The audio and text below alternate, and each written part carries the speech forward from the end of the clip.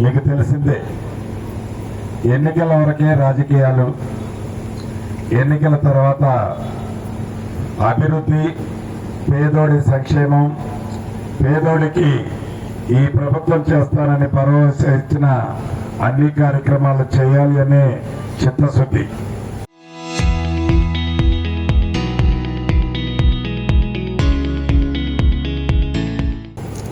దాంట్లో భాగమే ఈనాడు 30వ డివిజన్లో సుమారు 450 లక్షల రూపాయలతో వరంగల్ R&B రోడ్డు నుండి ఆటో నగర్ మీదుగా అగ్రికల్చర్ మార్కెట్ కమిటీ వరకు బీటీ రోడ్డుకి శంకుస్థాపన ఇంతకు ముందే చేసుకున్నాం. అంతేకాదు అనేక రోడ్లు మీరు శాసనసభ్యులుగా గెలిపించిన తర్వాత ఈ మున్సిపాలిటీ పరిధిలో సుమారు 58.95 లక్షల రూపాయలతో 58.95 లక్షల రూపాయలతో అనేక రోడ్లు, డ్రైన్లు, అభివృద్ధి కార్యక్రమాలు వివిధ దశల్లో ఈనాడున్నాయి.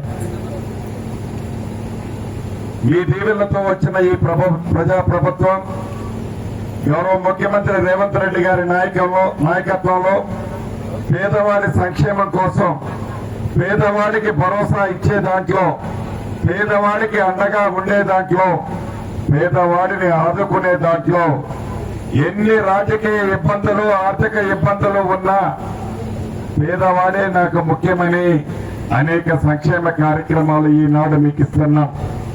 దాంట్లో భాగమే 200 యూనిట్ల ఉచిత కరెంటు, పెద్దోళ్లు తినే సన్న బియ్యం పువ్వ పేదవాళ్ళకు కూడా తినాలని సన్న బియ్యం, రేషన్ కార్డులు అర్హులైన ప్రతి వాళ్ళకి ఇచ్చాం. 10 సంవత్సరాల్లో ఇందిరమ్మ ఇల్లు ఇవ్వకపోతే అర్హులైన పేదవాళ్ళకి మొదట విడత ఇచ్చాం. రాబోయే కొద్ది రోజుల్లో 2వ విడత ఇస్తాం. రైతును రాజు చేసే దాంట్లో భాగంగా రైతు రుణమాఫీ 2 లక్షల వరకు చేశాం. రైతు భరోసా ఇస్తున్నాం. సన్న వడ్లకి మద్దతు ధరతో పాటు బోనస్ గా 500 ఇస్తున్నాం.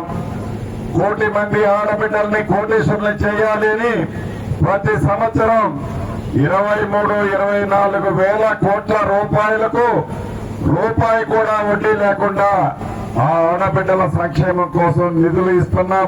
బ్యాంకు నుంచి లోన్లు శాంక్షన్ చేపిస్తున్నాం. ఇలా నిరుద్యోగ యువతకి ప్రభుత్వం వచ్చిన మొదటి సంవత్సరమే 73,000 ఉద్యోగాలు నిరుద్యోగ తమ్ముళ్ళకి ఇచ్చాం. ఇలా అనేక కార్యక్రమాలు చేసి ఈనాడు ప్రభుత్వం విద్యకి, వైద్యాన్ని కూడా పెద్ద వేసిన సంగతి మీకు తెలిసిందే. సుమారు ఇక్కడ ఈరోజు